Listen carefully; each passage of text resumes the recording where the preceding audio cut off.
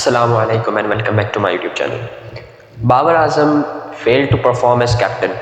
देखिए, ये बहुत बड़ा क्वेश्चन था और बहुत सारे लोग, क्योंकि बाबर आजम के डाई हार्ड फैन है, बहुत बड़ा प्लेयर है, वर्ल्ड क्लास प्लेयर है, तो लोग बहुत ज़्यादा एडमायर करते हैं। तो वो बहुत सारे लोग ये बोलते हैं कि नहीं यार, बाबर आजम ने बहुत अच्छी कप्तानी की, अपने ओवरऑल जितने भी वो मैचेस खेला, जितने भी उसने परफॉर्मेंस की, बहुत अच्छी परफॉर्मेंस की। जबकि सच कुछ और है, हमें सच को मानना चाहिए। जैसे मैं अपनी पिछली वीडियोस में कहता आया हूँ कि जो हकीकत है ना, उस पर बात करनी चाहिए, उस पर क्रिटिसाइज़ करना चाहिए, जहाँ अच्छा किया है वहाँ अप्रिशिएट करना चाहिए।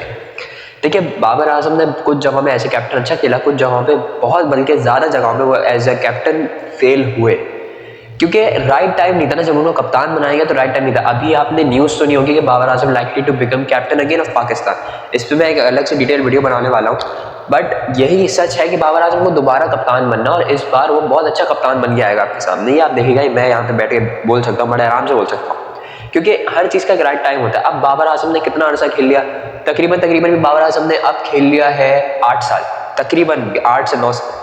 सो now it is the right time to play him as a captain. देखिए, कुछ कैप्टन होते हैं वो बाय बर्थ, उनका माइंड ही एज ए कैप्टन, पैदा ही कैप्टन के तौर पे होते हैं, एज ए लीडर के तौर पे होते हैं। लेकिन कुछ प्लेयर जैसे नहीं होते, उनको टाइम लगता है इस कैप्टनसी के मेथड को समझने का, और उसके लिए आपको टाइम चाहिए होता है। क्योंकि ऑब्वियसली गली की क्रिकेट नहीं है कि जिसमें कोई भी कप्तान बन जाए और कोई भी फैसले करने लगे। गली की क्रिकेट में भी जो कप्तान बनता है ना, उसके ऊपर भी जिम्मेदारी होती है। अगर वो गलत जो किसी बॉलर को बॉलिंग देता है, फिर वो बॉलर पड़ता है, तो उस पर बहुत ज़्यादा क्रिटिसिज्म होता है। तो ये तो हर जगह है, but this is an international game, so यहाँ पे कप्तानी बहुत इंपॉर्टेंट है। बाबर आजम की बात की जाए तो कुछ स्टैट्स मेरे सामने हैं बाबर आजम के, जो मैं आप लोगों को बताना चाहूँगा। बाबर आजम की ओवरऑल कैप्टनसी रिकॉर्ड के बारे में पहले बात करेंगे कि बाबर आजम ने मैचेस 133 खेले एज कैप्टन, जिसमें से 78 मैचेस वॉन किए, और जो मैचेस हारे हैं वो 43, जिसमें उनकी विन परसेंटेज 64.34 है। आप देखें, आप यहाँ से लोग पता है क्या समझेंगे कि बाबर आजम बेस्ट कैप्टन, क्योंकि उसने 78 स्टैट्स ये बता रहे हैं कि 78 मैचेस उसने जीते हैं, 43 हारे, और जो है विन जो है वो 64% की है। बट ये ऑल मैचेस की, तमाम मैचेस की, मतलब हर तमाम फॉर्मेट्स का। इसमें हर बंदा ये जानता है, जो क्रिकेट को देखता है, जो क्रिकेट को जानता है, जो क्रिकेट को बहुत डीपली समझता है, वो बंदा ये जानता है कि बाबर आजम को बहुत अच्छी टीम मिली, जिसमें आपके हारिस रऊफ, शाहीन शाह अफरीदी, आपके पास इमाद वसीम, फ़खर जमान, यू है मोहम्मद रिजवान और मोहम्मद नवाज़ हो गए, आपके नसीम शाह हो गए, और बहुत अच्छे लड़के मिले जिन्होंने परफॉर्म किया। वहाँ पे बाबर आजम की कैप्टनसी छुपी। जब हम T20 वर्ल्ड कप 2021 में हम सारे मैचेस जीते, 22 के वर्ल्ड कप के फाइनल में पहुँच गए, एशिया कप में फाइनल में पहुँच गए, तो यहाँ पे जाके बाबर आजम की कैप्टनसी छुपी। मतलब एक जो चेहरा था कैप्टनसी का, वो छुपा।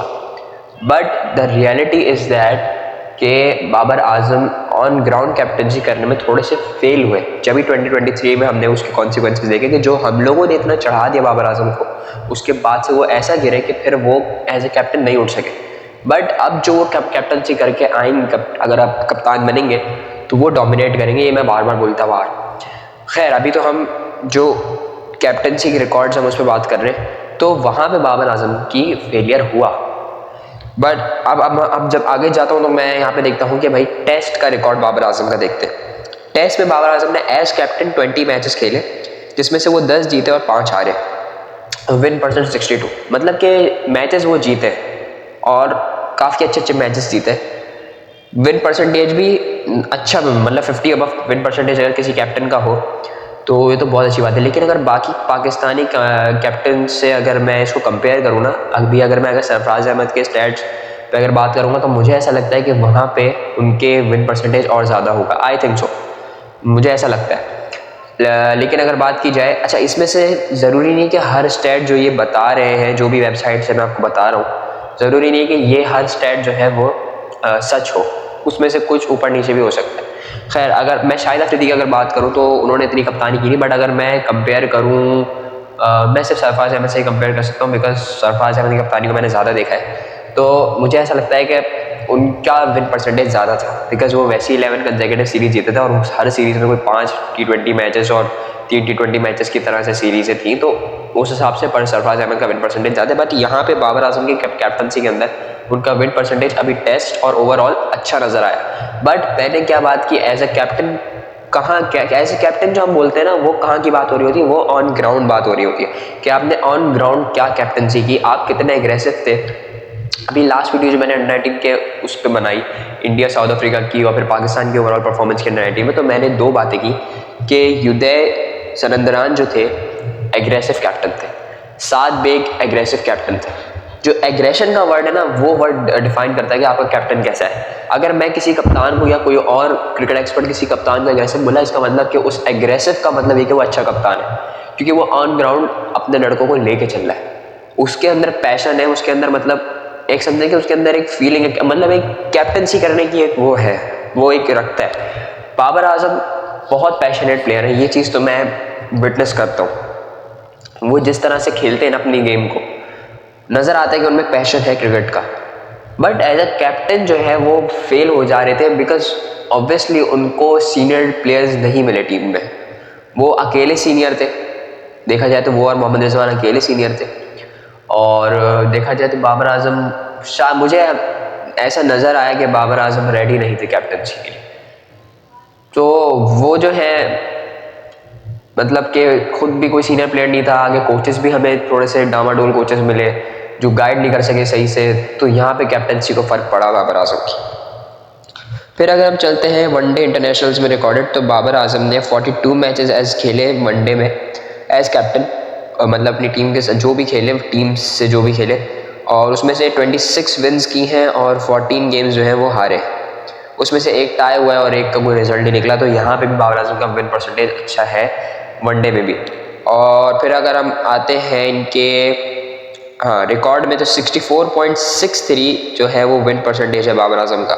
टी20 में तो रिकॉर्ड मतलब अच्छा ही होगा ऑब्वियसली, क्योंकि टी20 में ज़्यादा मैचेस जीते। 71 मैचेस खेले हमने टी20 में बाबर आजम की कप्तानी में पाकिस्तान ने, और उसमें से 42 विन किए हैं, 23 हारे। 64.61% विन परसेंटेज, मतलब अगर एवरेज देखा जाए ना बाबर आजम की विन परसेंटेज का एज कैप्टन, तो वो 64 रहा है।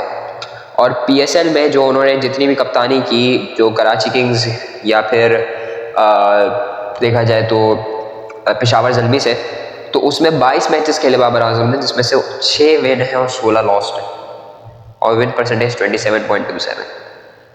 तो यहाँ पे थोड़ा सा जो है वो आके फेल हुए बाबर आजम, क्योंकि जब हमने देखा कराची किंग्स का बहुत बुरा टाइम चला PSL 8 और PSL 7 दोनों में।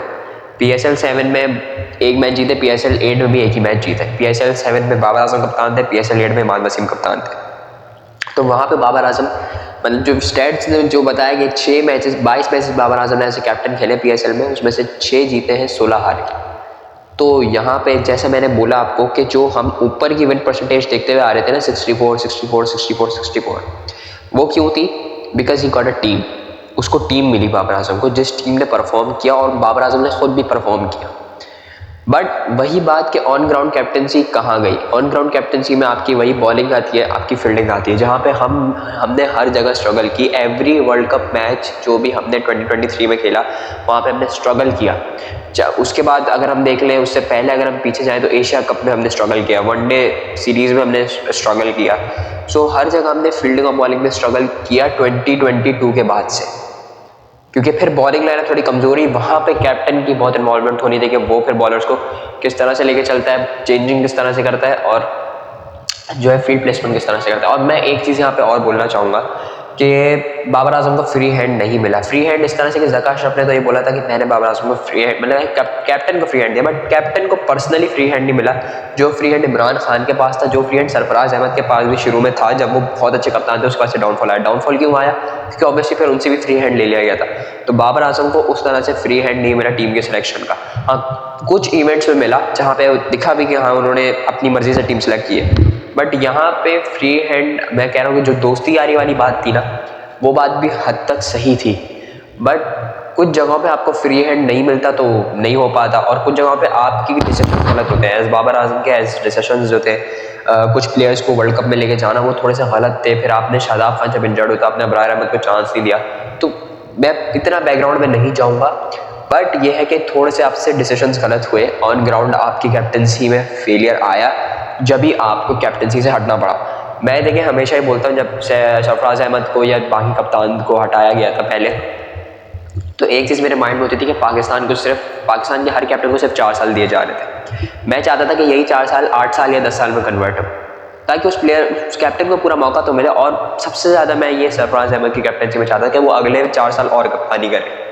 बट वही हुआ कि उनको भी एक सीरीज़ की बिना पे हटाया गया, बाबर आजम को लाया गया। अब जब बाबर आजम का वक्त था तो 4 साल के बाद उनको भी हटा दिया, बिल्कुल उसी तरह जिस तरह से बाकी प्लेयर्स को। हमें ऐसा लगता था, मुझे ऐसा लगता था, मैं ये चाहता था कि ठीक है बाबर आजम ने कप्तानी की, यहाँ पे फेल हुए, अब इनको स्टेप डाउन कर जाना चाहिए। वो एज अ प्लेयर बहुत अच्छा खेलेंगे, जब बाद में कप्तान बन जाएंगे तो बहुत अच्छा खेलेंगे।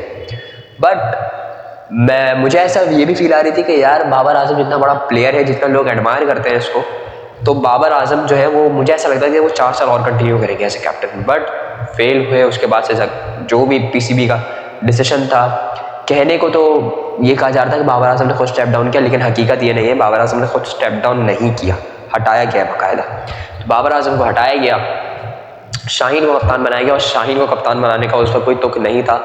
Rizwan was the better option, but इस बहस में मैं नहीं पढ़ूंगा क्योंकि अब तो वो हो गया है। अब आप T20 वर्ल्ड कप में इसी कैप्टन के साथ जाना, तो अब अपनी मर्जी से जब आप बनाते रहेंगे, मेरिट पे नहीं बनाएंगे तो फिर मसले आएंगे। और यही मसले आए, जिसको जो फेवरेट लगा उसने उसको बनाया। और अब देखें क्या होता है। होप फॉर द बेस्ट कि हम तो दुआ ही कर सकते हैं और हम इतना फील कर सकते हैं कि यार पाकिस्तान अच्छा खेले। बट जब तक पॉलिटिक्स और जो है दोस्ती यारी ख़त्म नहीं होगी, या जो मोस्ट लाइकली पन है जो टीम के अंदर, जो हर किसी को एक दूसरे को लाइक करना, जो कोचेस लाइक कर रहे होते हैं या बाकी प्लेयर्स, जब तक वो ख़त्म नहीं होगा तब तक कोई फ़ायदा नहीं है, तब तक हम यूनाइट नहीं हो सकते।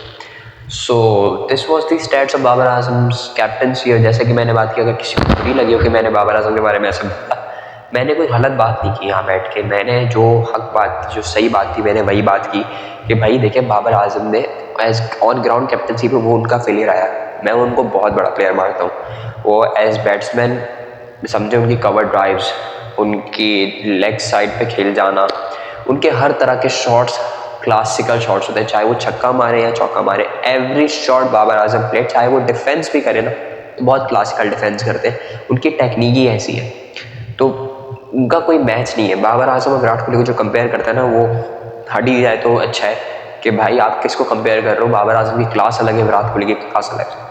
बट एज कैप्टन जहाँ पे बात है करने वाली, वहाँ पे करनी चाहिए कि हाँ आपसे फेलियर हुआ, आप इस चीज़ को मानो, उस चीज़ पे क्रिटिसाइज करो, लेकिन एक ऑर्गेनाइज, एक तमीज़दार क्रिटिसिज्म हो। ये नहीं कि आप जो हो वल्गर शुरू हो जाओ, अब्यूज़ करना शुरू हो जाओ, तो ऐसा नहीं करना। तो यही थी मेरी आज की वीडियो। उम्मीद है कि आप लोग को वीडियो पसंद आई होगी। वीडियो पसंद आई तो वीडियो को लाइक करें, चैनल बने तो सब्सक्राइब करिए, बेल आइकन दबाएं। अपना बहुत सारा ख्याल रखें। तब तक के लिए अल्लाह हाफ़िज़।